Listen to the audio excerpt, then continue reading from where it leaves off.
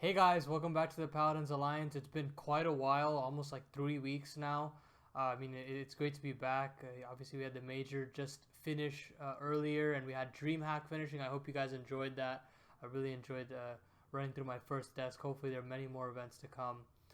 But the more important event that happened, more than DreamHack, was the major, obviously.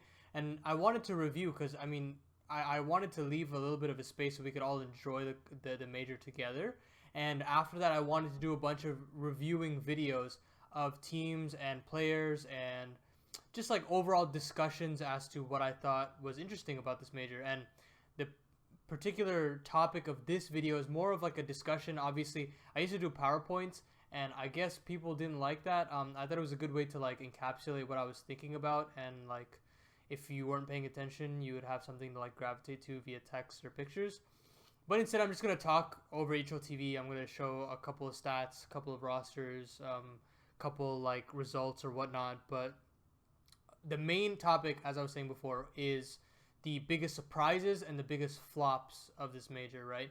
And moving forward, there are a lot of teams that are going to be running their sort of dead rosters through IEM Winter and the Blast Fall Finals, and I just want to talk about them and what the like next plan of action is. And like for these surprise teams, I hope I get to see more of them because obviously you can obviously tell that I'm going to be talking about CPH Flames. It's kind of like obvious at this point.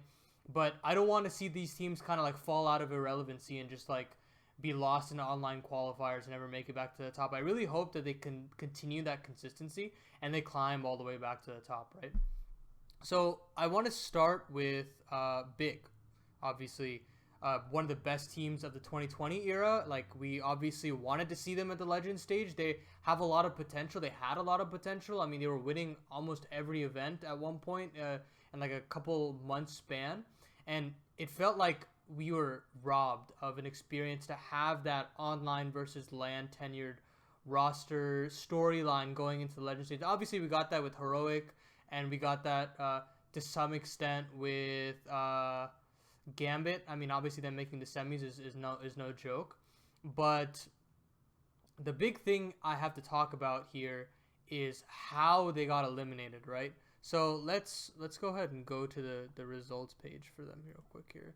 So if we go to how they performed at the actual major, they beat Entropic, which is a good win, all things considered.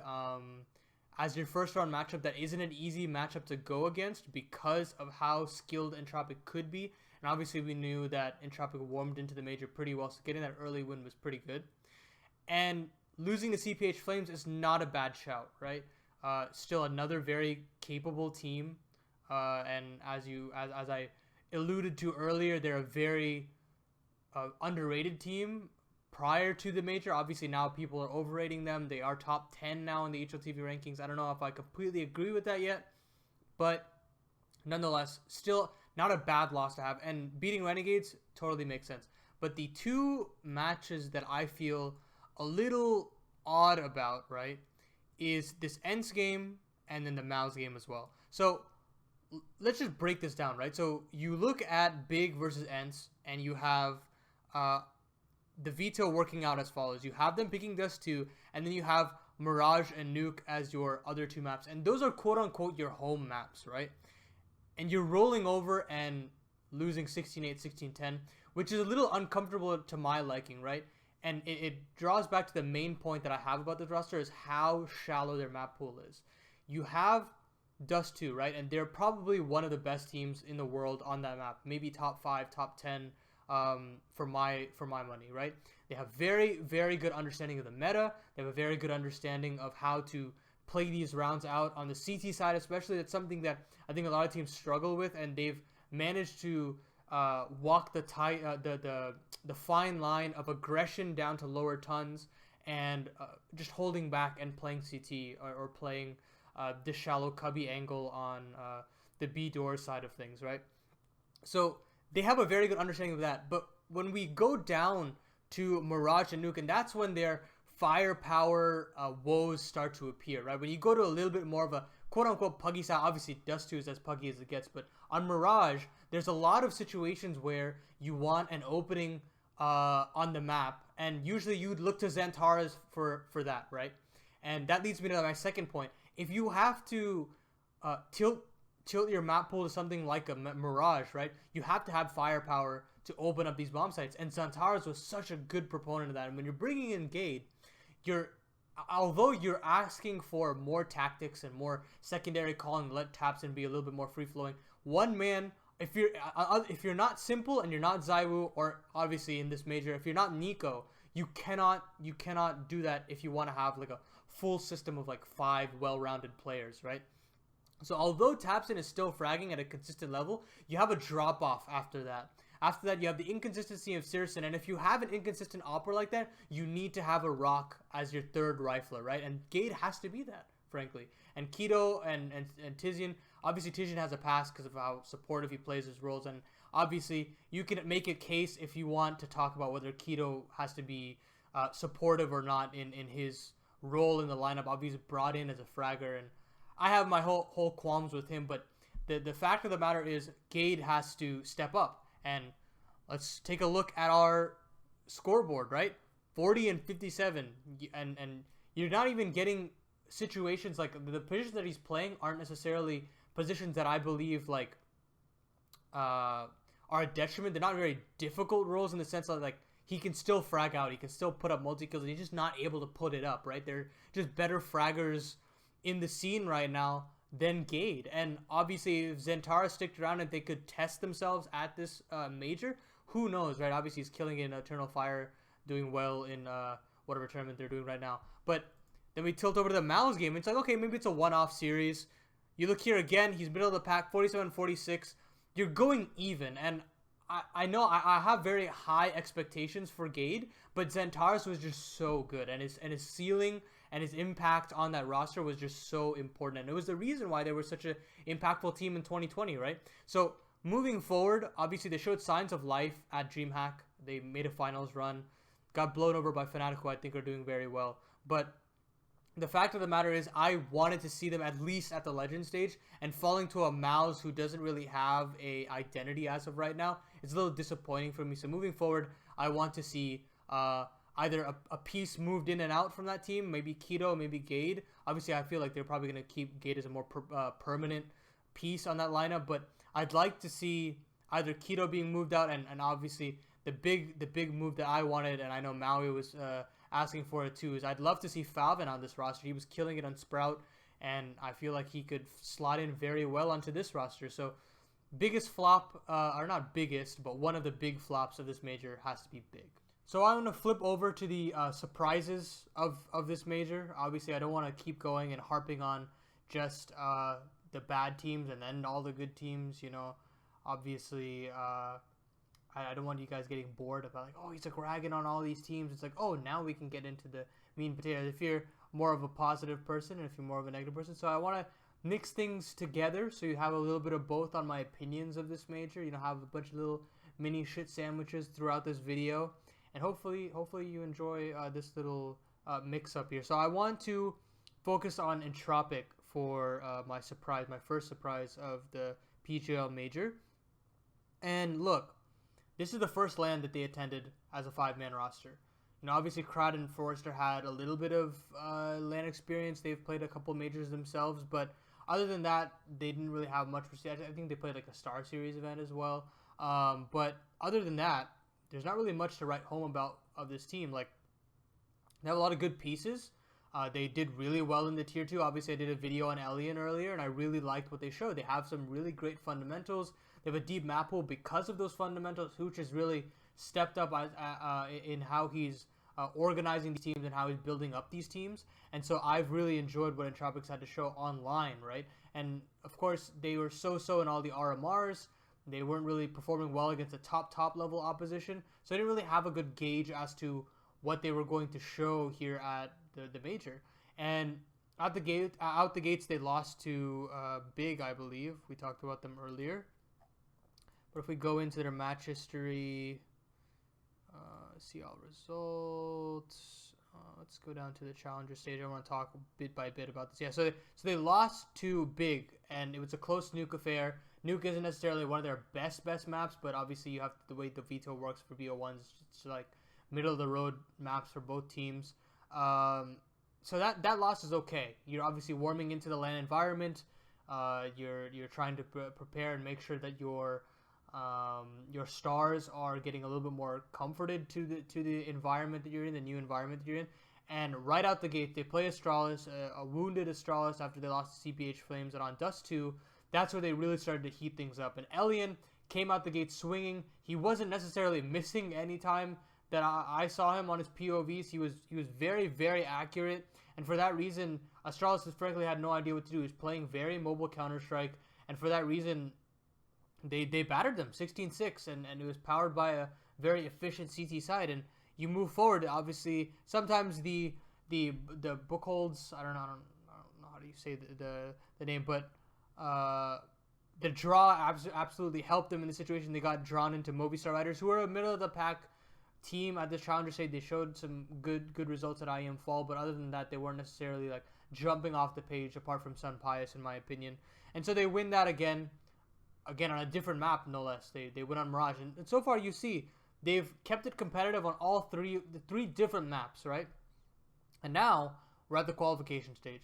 We're at the Heroic and Entropic game, and Heroic by no means were showing that they were a strong team in the challenger stage, but they were still a formidable one. And this is the true test for Entropic, and whether or not they stand the test of time and they can go toe to toe with top 10 teams, right? And you look at the picks. Heroic picks Ancient. Obviously, they'll push Na'Vi in the Legend stage, so not a bad map for them by all means. Then you go to Nuke, a home map for Heroic, and again, Entropic showed that they could perform on that map. And then you go to the Decider of Mirage, and again, that's a very home map for a lot of CIS teams, and especially for the tier 2 teams that play Mirage so much. It's like a big comfort pick for the likes of Entropic.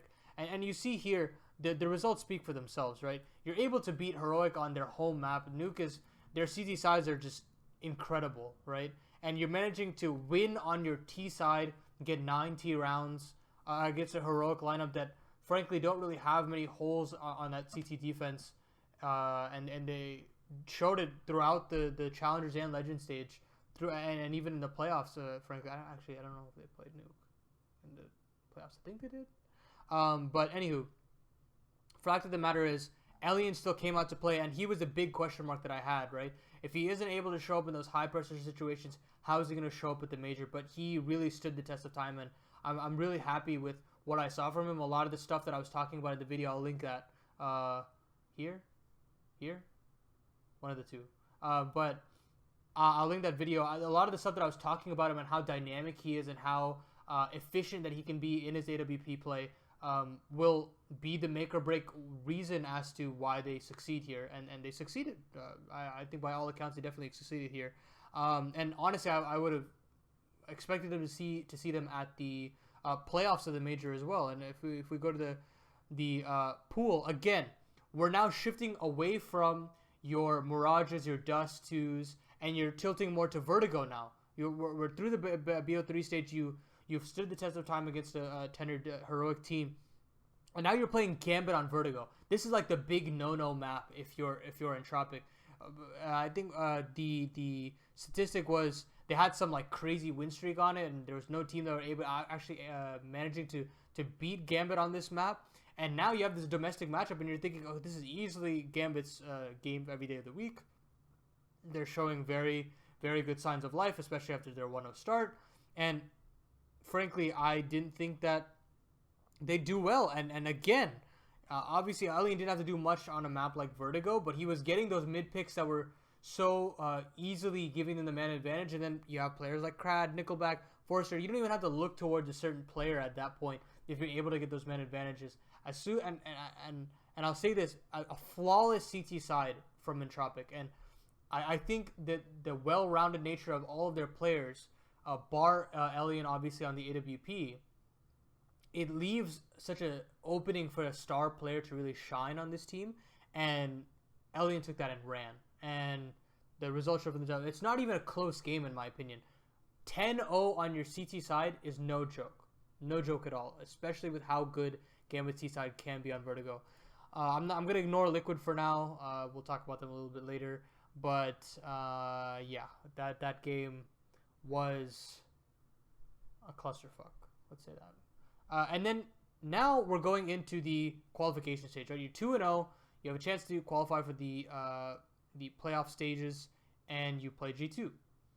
And obviously G2 is playing really well. They were able to give a loss to CPH Flames on Ancient, which is a map they don't necessarily play that often. So they were a different version of themselves at the Legend stage, and you saw, of course, how God mode Nico went into this major. And so this loss makes sense. And we go to the maps as well. Mirage is a good map for G2, and of course that was a real chance for Entropic to bite back into it. And I believe they had a couple match points that they couldn't close out, and you see that's a little bit of a theme throughout their final bits of BO3s. And then we move on to Dust 2, and of course the individuals of G2 will always trump the individuals of Entropic. There's just no other way of talking around it. And of course, if you don't have Alien showing up in a full, like, dominant force, it's just not possible. And that's fine. Honestly, for a team of Entropic stature, the win against G2 wasn't very expected. It was kind of a pipe dream, honestly. It would have been a dream run if they were able to qualify with a 3-0. But what's more important is how they lost these two games against Furia and Vitality. So we go against Furia. You win on their map pick, right? And you're not able to close it out on Ancient. I think they had a couple match points, or not even match points. I think they had like the economy in their foothold, and the situation occurred where Yuri just popped off, gave a 1v3 or 1v4, some bogus thing like that. Actually, I think it's here. Yeah, 1v4 op clutch in the post plant. And that really spelled disaster, because that's when the comms started going awry. That's when the confidence started dimming, and then eventually you slip away the opportunity to qualify for the playoffs, and that's where Furia slipped in. And props to them. They have a very good system. They obviously able to drop into that lineup. But regardless, that's the series, I think, where they had the opportunity and inexperience started to show. And the kind of final nail in the coffin was this revitalized Vitality. They were really charging up as the Legend stage progressed, coming back down from that 0-2 start. And again, they had a chance to close it out on Mirage, and I believe Apex had a brilliant 1v3. Yeah, he had a 1v3 clutch, and that's how they stalled that game out, and they came all the way back on Mirage. And even though you're winning on Overpass, you're not able to close it out on Dust 2, because, Frenchies love Dust 2, G2 love Dust 2, Vitality are definitely in the same seat, as I should say. But obviously, Zaiwu came to play from that 0-2 start. He didn't really let up. He was charging up throughout this tournament, and at that point, if you're going to a third map, the Zaiwu factor is too hard to beat. So main thing to take away is look at all of these maps. I think they've played nearly all of the maps that they can play, bar Inferno, their permaban. But the fact that they can play all of these games and they can win on all of these maps, or if not, push their opponents to great lengths, shows me that this is a sign of a team that can go far when we come into more of these lands. If they can stick around and qualify for all of these lands. Inexperience obviously showed in those qualification games, and that's understandable. They're a brand new roster in the land sense. They have the chemistry, though, and they have the firepower in the sense that Alien is showing up on land, which is the biggest question mark for this roster. And if you can keep up that form, who knows the limits for this team. I expect great things for them. Again, check out that Entropic video that I'll probably link in this video if you want to know more about Alien and how good he is on this roster. So let's rock it back now, right? Back to the negative side of this video. Flops. Spirit. If you talk about a complete contrast to how explosive Entropic was as a CIS roster, Spirit absolutely bombed out of this major, in my opinion. Although they went out 2-3, it's very deceptive. The teams that they played were expected to. They were very expected to win, and frankly, I don't know what this organization is doing at this point. I don't know what these players are really thinking their next goal is.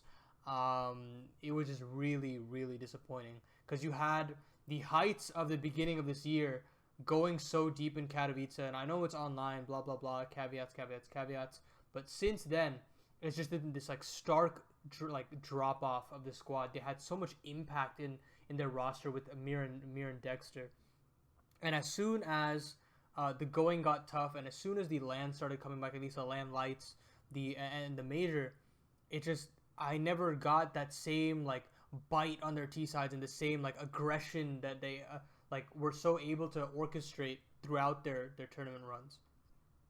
But yeah, I just want to like look at their results as well and talk about that real quick. Yeah, and so we go to the challenger stage, right? You lose to FaZe, which is fine. Again, it's a BO1, and I don't remember what map they played it on here. They played it on Overpass. Again, a very, very comfortable map. If we have the hierarchy of maps for Spirit, it's Dust 2, and then I'd probably say Overpass at that point.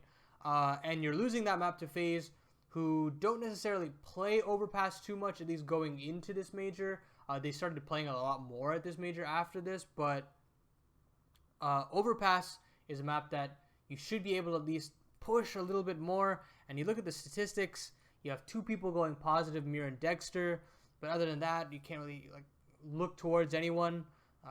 These are actually abysmal stats if you go past Dexter, and frankly, if you're Dexter, you should be putting up better numbers. But anywho, this is fine. I mean, you can make an argument that this is not that big of a deal, right? Then we move on, and they get wins over Godsent. Godsent was showing again signs of life, and I believe they played this on Nuke. Yeah, they played it on Nuke, and this is Godsent's best map in my opinion. They have very good understanding of how to play the T side on this map. But Spirit's CT side and individuals definitely one-up them throughout this entire BO1. And they had enough to get it over the line here. And even this game got a little dicey. I'll be honest. It got very dicey, and I was expecting actually for Godsent to claw this game all the way back. But somehow Spirit like closed this out, and that's fine. Again, I'm not really hyping this up because they beat Tyloo as well, and this is expected. I'm not even going to bother talking about this. But after that, you play VP and you play Astralis. These are your opposition. These are the opponents that you expect to at least like push in some situations. So they lose Inferno. Fine. They have like a 20% win rate on it. By the way, it doesn't make any sense how a top level team cannot play Inferno. If it's not your permaban, you need to be capable on that map at some point, and they just don't have anything to show on that map, and I just don't know why. Moving forward, that is a really big talking point as to what that organization has to step up on. Inferno. Can't say that fast. But moving on to Ancient, you're picking a map that I think VP had like a 0% win rate going into that final BO3 against FaZe. So winning that map against VP is no big deal in my opinion. I'm not really like jumping for joy that they've now pulled out a magical map. And then they lose Overpass in overtime. A good map of Counter-Strike, I won't lie to you. This one was hard fought. But again, I don't think that this team is cohesive enough to compete at the biggest stages, and they showed that here. And that's really why they weren't able to get it over the line on Overpass. But it was a very good map, definitely. And now we move over to Astralis, and this is the game where I thought Spirit should have won. And obviously the results don't speak for it, but let's look at the maps, right? You have Dust 2, which is your home map. You've consistently delivered on it every single time. It's a map that I feel like they've actually like created sort of a meme in some senses where like they're only good on Dust 2 and they're not good on any other maps, and they got battered on this map altogether. And obviously you can give a testament to how well Astralis was able to charge up through this last tail end of the challenger stage, and that's fine. I mean, you can make that argument, but in my understanding, I believe this should have been a slam dunk for for Spirit and their Dust 2. And then you move on to Inferno, and that's where they put up most of the fight, which is really odd. And then you move over to and the thing is, right, you win Dust 2, you push to Overpass. Astralis has an abysmal like win rate on Overpass. They barely play the map altogether. It's a very difficult map to play, especially if you're slotting back Enclave. I thought this was like a very good veto for Spirit, They had all the chips on their table, and there are a lot of intangibles that went out of their favor.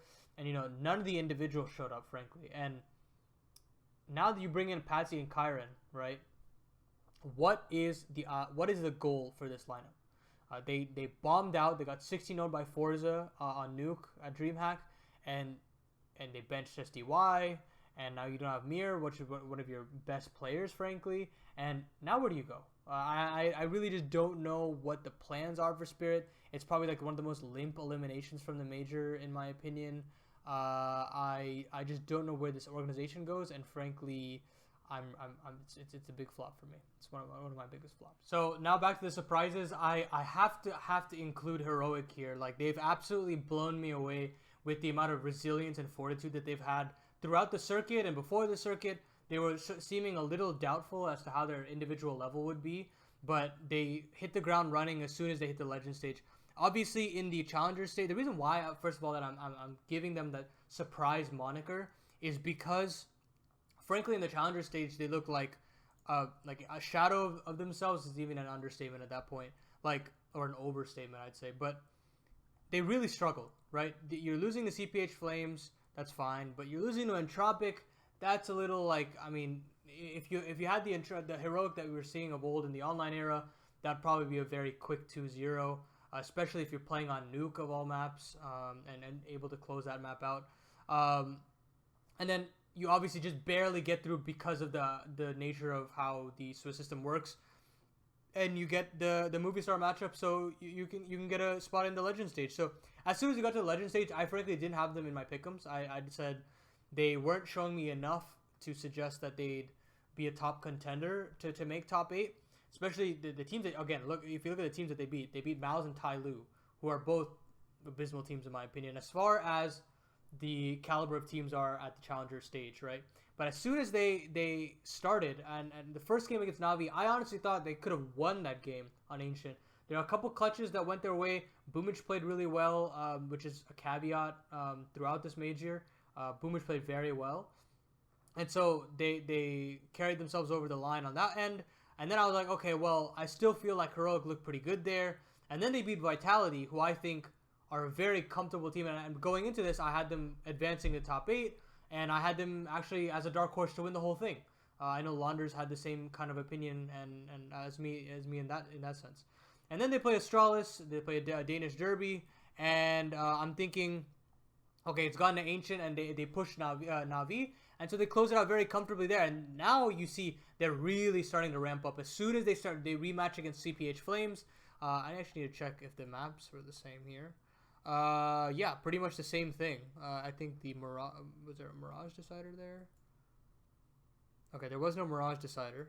And there was an Ancient pick. So this series is very indicative of Heroic's potential, right? Because now you're sending CPH Flames down to the 2-2, and then they obviously don't make it through because they lose to NIP in overtime on the Ancient third map. Obviously one of the classics from this major.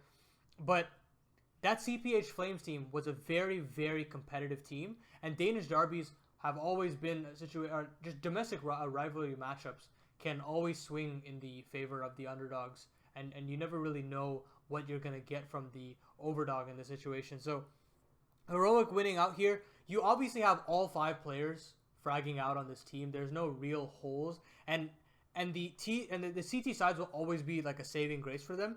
And when their T sides are scary, that's when shit hits the fan. If you're the opponents for these Heroic boys, obviously you see there an absolute battering on Nuke. 11-4 T-half is no joke, especially against how good Roy has been on the CT side of Nuke specifically, and just in general. CPH Flames have been a very good Nuke team. And they really pushed a lot of squads throughout the major, in my opinion. So other than that, at this point, you're feeling, okay, this is probably where they cap out. They'll probably get bounced back to 2-2 matchups. And then they play VP, and I'm like, okay, well, map pool-wise, they match up really well because they can pick Ancient. And somehow, in the quarters, they lose Ancient. And this is the situation where I was like, okay, well, you started well on Mirage. And you had the upper hand on Ancient as well. I believe at this point in time, VP had only played one Ancient once, and I think they lost it twice in the major cycle. And all in all, I thought they were out, and this is the another big reason why I put them on the surprise list is that as a new team, a young team to debut on the LAN stage, this is a completely different situation. And we saw other teams that were succeeding in the online era, like Gambit, they were able to, or sorry, they weren't able to stand the test of time. And you saw how easily they crumbled against Navi. Obviously, Navi was in a force of their own, and maybe you might be able to argue that that wasn't the Gambit that we would have come to expected. And there were a lot of other outlying issues, where mainly Navi playing very, very good Counter-Strike.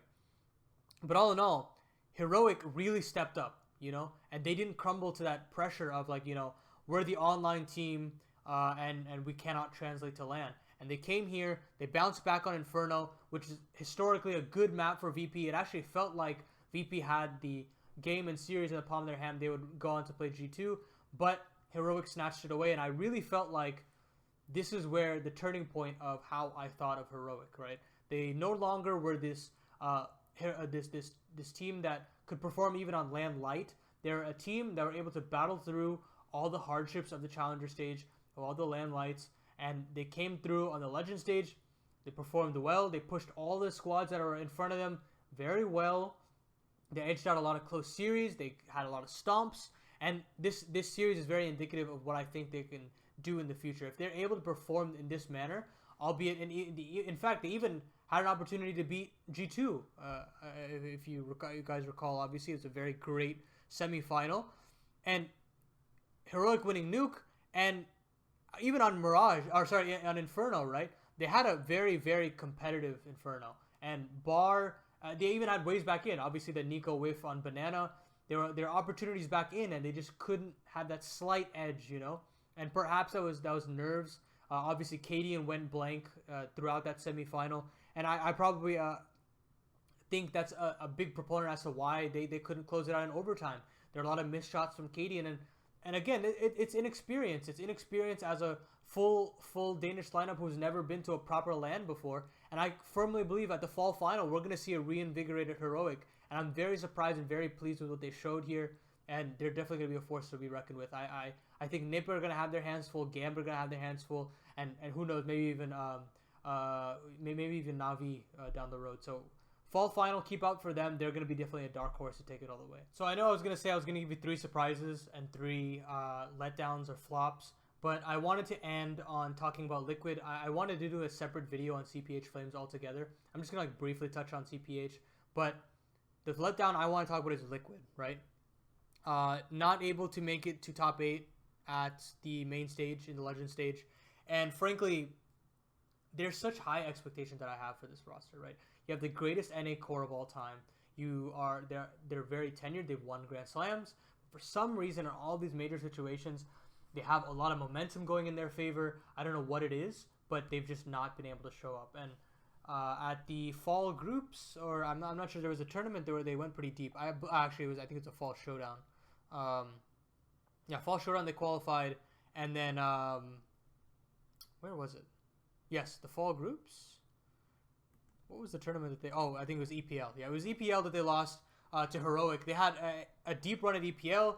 They did well at IM Fall. They did well at the Showdown as well. They qualified for the Fall Finals. They had all this momentum in their favor, right?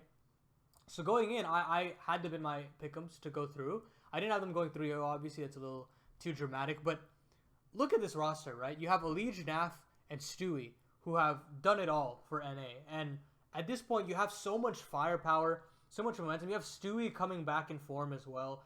It feels like we have the recipe for success here, for perhaps a deep run, a surprise run, a dark horse run, perhaps. But it just never came to us throughout the entire tournament. You lose to Entropic, that's fine. It goes on a Vertigo. Liquid enjoys Vertigo, but again, as we saw later on, Entropic is very, very handy on Vertigo at beating Gambit as well. And then I felt like they were reorienting themselves, especially against the Ents win on Dust 2. Again, it's a very home map, comfortable map for the individuals of Liquid, especially with that looser style. It's actually perfect for them, and this new meta is definitely suiting them. And here is where I think things started to go a little awry. You have to play Furia, right, in a best of 1 on Inferno. Again, Furia is so-so on Inferno. You're also so-so on Inferno. But again, you've gotten a lot of great wins on Inferno as a core in this lineup, right? You have a very stable win rate on this map as a core. You've beaten teams like Astralis, who are gods on this map. Even like in those 3 map affairs where they get blown out, right, 2-1, they somehow still find a way to like eke back in an Inferno win or push Astralis, Prime Astralis into that corner that they so loved. So at this point, you have all the cards in your favor, in my opinion. The other thing is you have the entire psychological advantage against Furia every single time you've met them online or in any sort of qualifying capacity. You've won every time. You have that psychological advantage. You're playing against a new guy. They have a new roster going into this tournament. This is one of their debuts as a roster with Drop, and he's a brand new guy. He played on Academy in the Academy League, and that's about it, right? So at this point, this is the turning point where I consider it a flop. You lose to Furia, fine, right? It shouldn't be happening, but this is the game that I think that it wasn't even close, in my opinion. You lose Inferno, you pick Inferno, and this is after losing to Furia, so you already have demos giving away the strategy here. And I don't know, it just Mirage, even Mirage still feels like a map that you can turn things around. Especially with how tenured NA rosters are in Mirage, this feels like a very puggy 3 maps that they could have gone with it very easily to the 3rd map. They choked a lot of rounds in double overtime or single overtimes as well on Mirage, and I think the individuals especially just went completely absent against FaZe. And I know FaZe were the dark horses for a lot of people, and especially with how well they performed in the Challenger stage, they had that expectation about them that perhaps they could have gone deep. But I think as tenured as a roster Liquid is, and with the amount of forward momentum that this roster had, I think that it's a severe flop. I have no idea where they're going to go now. Obviously, they wanted to get Shocks potentially, which makes no sense to me, especially with the fact that you have a current veteran who isn't able to fire too well with Fallen, and you're trying to bring in another guy that's losing his years. Sorry, probably lost his prime on Vitality in G2, and now he's coming onto a dying Liquid roster. I think Nitro as well. I feel like that's a bit of a Hail Mary. I just don't know where this Liquid roster can go, and obviously, we're gonna see them play till the end of winter at the fall final. But I don't have much expectations from them, and it really sucks to see that this is the way such a distinguished NA core disintegrates. So before I go, I do want to talk about CPH Flames, just a quick tad bit. And frankly, I didn't have them going through anything, like any of the stages. I always wrote them out. I actually expected them to go probably 0-3, but with how they played at IM Fall, I thought they were due for at least one BO1 win or something here or there. But this team has absolutely surprised me, right? Hooksy has to be talked about as a great Danish IGL, breaking up multiple iterations of the CPH Flames rosters up to good success. Obviously, they got bought out in the previous iterations, but this roster has some great players. Roy, obviously the standout from the earlier Mad Lions roster, he performed lights out at this major. He's going to be a very key piece to this CPH Flames puzzle. And then you have players like Yabi and Nico Odos that I'm just absolutely astounded where they've been able to find these two. They're absolutely pivotal pieces, and I think that they could do well on any Danish lineup if they chose to choose. They could go international if they wanted. There's just so many options for this roster, and I want to have an entire video just dedicated to the individuals, the strategy, and how impressed I am about this Flames roster. So that's going to do it for this video. It's a little bit long, but I wanted to just really dig deep with you guys, run down a lot of different teams that I thought about the major, because obviously you can check out my Twitter, twitter.com/datpaladin. I had live reactions to everything. I was watching it along with all of you guys, but I didn't make any videos solely for the reason that I wanted everyone to enjoy and get as many eyeballs on the major as possible. And now we're here. We're moving towards the fall finals. I'll have a new video out pretty soon, I'd say, before the fall finals happen. And yeah, stay tuned, subscribe, all that jazz, and I will see you guys in the next video.